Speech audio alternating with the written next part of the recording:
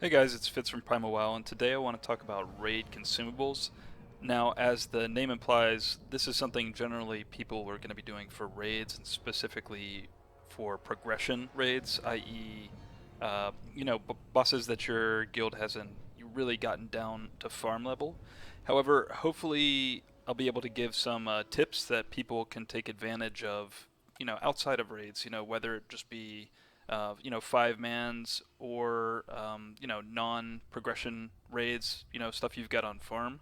Now it does often take a lot of time to farm and generally get these consumables, so I'm not advertising these for everybody. But again, hopefully there will be some tips here that you guys can take advantage of. Now, generally, the reason that you want to get these consumables is, for DPS classes, this can be a pretty significant boost to your DPS. We're talking about a lot of spell power or attack power you can add to your character.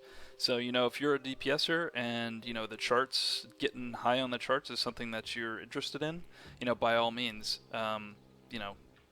take advantage of these. And, obviously, if you're seeing people, up around 1,000 DPS and you're trying to figure out how they got there, even, they might have similar gear to you, obviously, consumables is a big piece of that. But also, if you're a fresh 60 healer or a fresh 60 tank and you're looking for a way to, kind of bump yourself up just a little bit for the first couple five mans before you really get geared up, this is a possibility for you. So, if you're running out of mana as you do your five mans as a fresh 60 healer, there's some consumables that you can use that aren't too difficult to get a hold of that'll really improve your performance. Now, there are going to be 4 different consumable groups that I'm going to talk about in this video. The first is what pretty much most people think about as potions. But also we've got food and specific weapon enchants. And I guess it's not really consumable, but I'm going to talk about some world buffs that you can get, some of which you can get pretty easily. So I'm going to talk about those 4 groups. First, to talk about potions, I'm going to pop over to my shaman, as he's an alchemist and herbalist, and we'll get started on that. So getting right into it, the first potions in terms of raid buffs are the flasks. Now the great thing about the flasks are they last through death. So if you die, you still get the buff, when you get rezzed. And those are the Flask of Supreme Power, so that's 70 spell power, which is fantastic for caster DPS. Flask of Distilled Wisdom, 65 intellect for an hour. That's great for healers. Maybe some healers might want to go with the Supreme Power if mana is no issue, but really 65 int is great for I would say pretty much all the healers, just to be simple. And then Flask of the Titans for tanks, that's 400 health. So, as a tank in a raid, you might die and get res frequently. So there, I think, are actually combinations of other elixirs that will give you more health in this through stamina, especially for, say, a druid. They get bonuses to stamina. But, this one, you're going to have to apply a lot of those as you die and get rezzed, and not to mention you're not going to have them as soon as you're rezzed back into a fight if you're battle rezzed or soulstoned or something like that. So this is pretty nice for tanks. Also, obviously the major mana potion, major healing potions. The major healing potions you're going to find pretty much everywhere as you level up towards the top. Mana potions, not so much, so that might be something a little trickier to get a hold of. For melee DPS, it gets a little trickier. I don't think there's a flask, for melee DPS per se. However, there are a number of potions that you can use in combinations to get some pretty good buffs. Rogues and hunters in particular really like this elixir of the mongoose. 25 agility, 10 crit rating for an hour, and I believe if you're an alchemist, you'll get 2 hours out of this because of the boost you get for yourself. Mats are pretty simple. I will say that the recipe and the elixir here can be quite expensive in the auction house. The recipe drops off higher level demons. So, not everybody's going to have that. Elixir of Brute Force, 25 strength and stamina. Pretty good if you're, 18 strength and stamina. Pretty good if you're a fresh tank or healer, that kind of stuff. And again, this one's not, pretty easy to get. So, You know, if you're an alchemist yourself, this is something you're easily going to be able to get your hands on at high levels. So definitely it can be a boost. Elixir of the Sages, 18 int and spirit, so not nearly as good as the Flask of Distilled Wisdom, but it's definitely something to get your hands on. And then also arcane elixirs. So a lot of these used to be specific to some, like shadow power, that sort of thing. Greater firepower, I think, used to be uh, just fire damage, but now it's all streamlined into spell power, so that's 40 spell power, so that's pretty good. Arcane elixirs, 35 spell power and 10 crit rating. So these are all things you can get your hands on, but really the flasks, and again I'll show you those, are the ones you really want. The Distilled Wisdom is terrific for a beginning healer. I can't say enough about this one. If you're a fresh healer, you know, definitely see what you can do about farming yourself some herbs for this, or getting it from your raid, because this is going to make a huge difference, although it can be quite expensive to just buy off the auction house. So again, this is a group effort thing. Flask of Supreme Power, great for caster DPS. This is going to increase, specifically for warlocks that get a lot out of spell power. Mages and boomkins probably will get a lot of this too, as well as elemental shamans, but you're getting a lot of bang for your buck out of this Flask of Supreme Power. So that's something to think about. A couple other little things just to mention. Higher level demons also will drop this demonic rune. This is particularly good for healers, I would say. Maybe caster DPS, but converts a little bit of mana into, or excuse me, converts a little bit of life into mana. The important thing, though, is that it does not trigger your potion cooldown for a fight. You're limited to 1 potion per fight, and this one doesn't count for that. So the demonic rune is pretty good for healers. You can use it every, I think, 4 minutes. So on longer fights, you can pop a demonic rune, then maybe later somewhere drop a potion, and then another demonic rune if the fight lasts long enough. So that's something to keep in mind. And also, there are quests in the Blasted Lands that will give you, they used to just give you a clicky buff. They've converted those into elixirs. However, most of them are guardian elixirs. So, specifically tanks and tanks and melee DPS. There are ones for agility, strength, stamina, and those are going to be guardian elixirs. So they will stack with these battle elixirs, the mongoose and the brute force. So that's something to keep in mind if you're trying to really amp your DPS, and you can stack those, get 50 agility, 50 agility total, and what, 30 something or 40 something strength or stamina, depending on what you want. So that's something to keep in mind. So food consumables can actually be quite good. The one thing about them is that it often requires collaboration between cooking and fishing. So you can probably level up one or the other. This is just one of those cases where it's probably going to take some group effort to get the consumables, unless you want to level up both of them, which is not really required.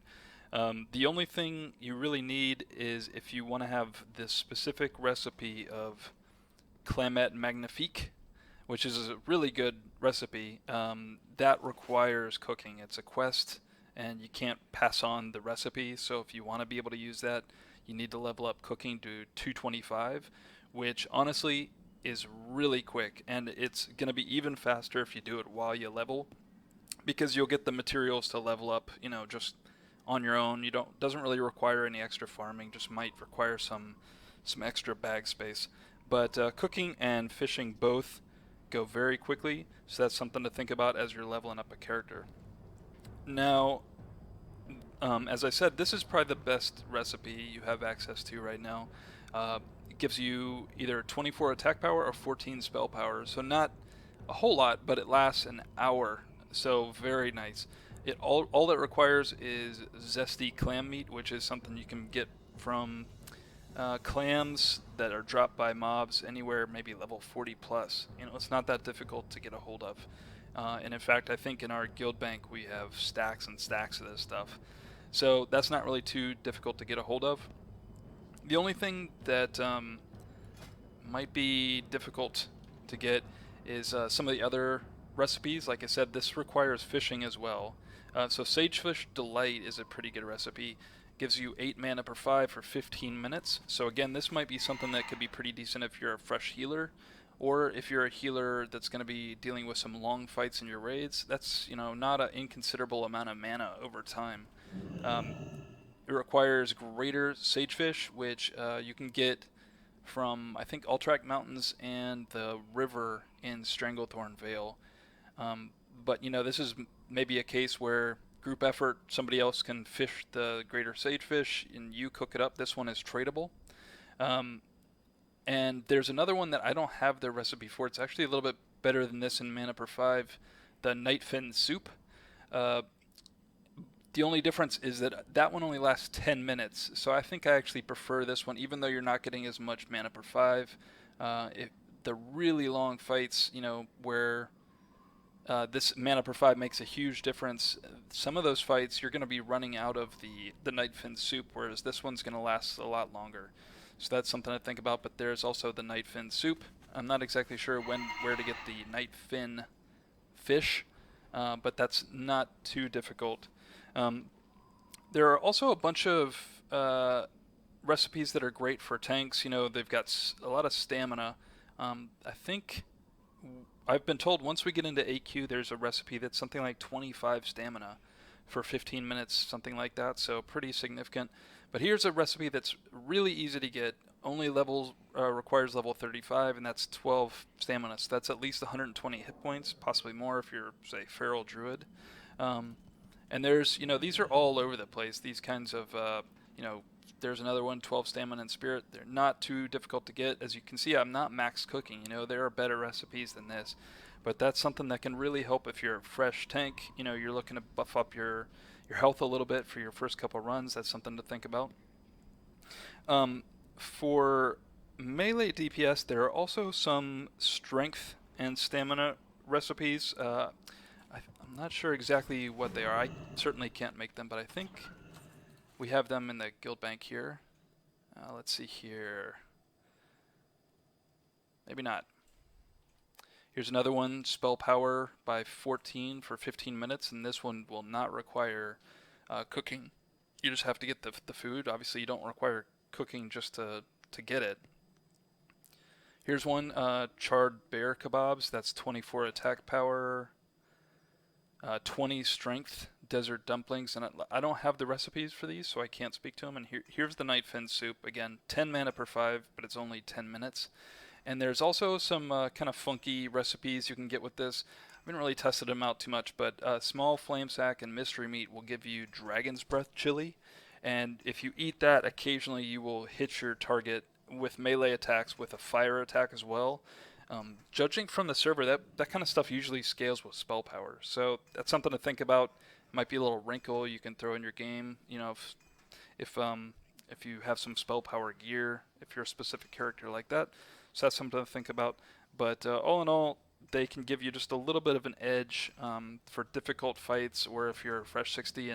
And these ones in particular are not hard to do. Really easy to skill up cooking and even really fishing. Fishing just takes a small amount of time to get to a decent level of fishing. But cooking in particular, very easy to level up. Something to think about if you think you'll probably be raiding. Cooking is definitely something to think about. And again, that zesty clam meat recipe, that's a quest. It's from Teneris. All you need is 225 cooking, I believe. And you can go and get the quest in Teneris. The quest is really easy to do. I think you just have to farm some mats in Teneris, and you're done. And that's probably going to be your best recipe just because it lasts for so long. You don't have to reapply it before every boss fight. Just hit it up and you're good to go. So that's something to think about. The other thing I will mention with food, obviously you get your basic mana and health foods and that kind of stuff, but don't forget that from your Alterac Valley vendors, you can get this Alterac Mana Biscuit. Now, most of the food from PvP reputations is only usable in that instance. However, the Alterac Valley stuff is not. So that's probably the best food, or some of the best food in the game right now. 4,400 health, 4,400 mana. So those, you just go to your Alterac Valley merchant in the Alterac Mountains, and you just buy it. There's also food that's similar, but not quite as good from Argent Dawn faction. So that's something just to keep in mind. as you get up to level. That kind of food can really make a big difference if you don't have a mage around. Next, I want to talk about weapon consumables. Now, it's important to note right here that a lot of classes have weapon enchants on their own. You know, for example, warlocks have stones that they can use. For example, the Firestone I've got here, which gives you crit rating. Shaman obviously have stuff like Wind Fury weapon, Earth Living weapon, that sort of thing.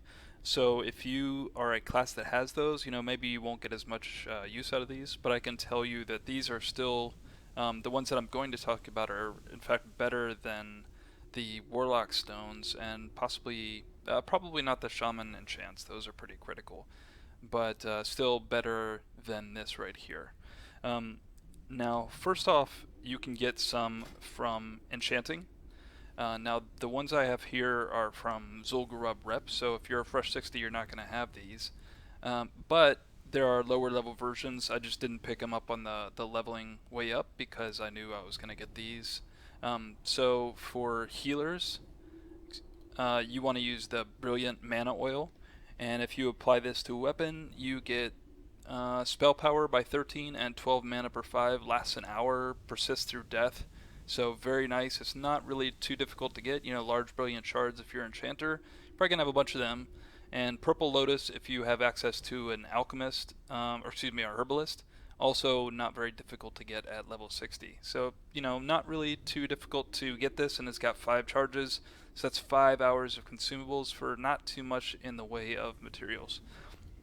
For caster DPS, you want to use this one, the Wizard Oil. 36 spell power, 14 crit rating. So again, very nice weapon enchant, and again, does not really take too much in the way of materials. So that's something that you definitely want to use if you, you know, if you're trying to really amp up your DPS. Now, one thing to note for rogues, obviously you get a weapon enchant, and that is poison. So, you know, there are poison vendors all over the place, and you can get the max level poisons for yourself. So here's Deadly Poison, level 60 right there. And poison is a pretty considerable part of rogue DPS, so make sure you're taking advantage of that. Also, you know, if you're just a regular melee, sharpening and weight stones, you don't have to be a blacksmith to use those. You have to be a blacksmith just to make them. Okay, so I'm up in the northern half of Felwood to talk about world buffs that you can get. Now, most people, when you first think of this, you're going to think of the buff you get from turning in Onyxia's head, you know, either in Orgrimmar or Stormwind, which is a really nice buff. It lasts 2 hours. It gives a bunch of crit rating, and I think something else, maybe attack power. I can't remember exactly. Or maybe the Heart of Hakar from Zul'Gurub. When you turn that in on the Troll Island, everybody there by the temple gets plus 50 to all stats, which is pretty damn nice, and that's also a 2-hour buff. However, those aren't really things that you're going to be able to get yourself. You know, quite obviously that's going to take a raid, and your guild might want you to hold on to those items until a progression raid, so you can turn it in, everybody can benefit for the progression raids. However, a step down from that are the Dire Maul Tribute Run buffs. Now this is where you run Dire Maul, you leave the bosses along the way alive. There's a bunch of ways to do that. When you get to the end, you get a buff from the final, well, not really the final boss, but you get a buff at the end that lets you go back and speak to them and get a buff from all the bosses that you leave alive. And altogether, those are 200 attack power, 4% spell crit, and 15% stamina. So really nice buffs. Those last 2 hours as well. And, you know, once you're decent at it, that can only take, say, about 15 minutes with a group that knows how to do it. I've got a video on that, which I'll link in the comments below. So if you're interested in those, you can check that out. But the easiest, by far, world buff to get is here in Felwood, and it's from the Cleansed Songflowers. Now, I am up in the northern half, right along the road. There's one Songflower that you don't have to cleanse. It's pretty much always cleansed. I've never seen it corrupted, but in general, what the deal is here is there are these corrupted Songflowers all throughout Felwood, and make sure they're songflowers. There are different types of flowers throughout Felwood, but specifically corrupted songflowers. They take 2 of these Cenarian plant salves, which you get from a quest, to cleanse. But like I said, up here in the northern half of Felwood, there's one that's, to my knowledge, always cleansed. And all you have to do is come up here, right-click on it. You get a 1-hour buff. It gives 15 to all stats and 70 crit rating. So pretty killer buff, and all you got to do is come to Felwood to get it. So this is definitely an example of, if you're a fresh 60, you're looking for a way to, get a little bit of an edge before you get some gear. This is a pretty good way to do it. Thanks for watching, and if there's something I missed or there's something you'd like to add, please let us know in the comments below. Thanks, guys.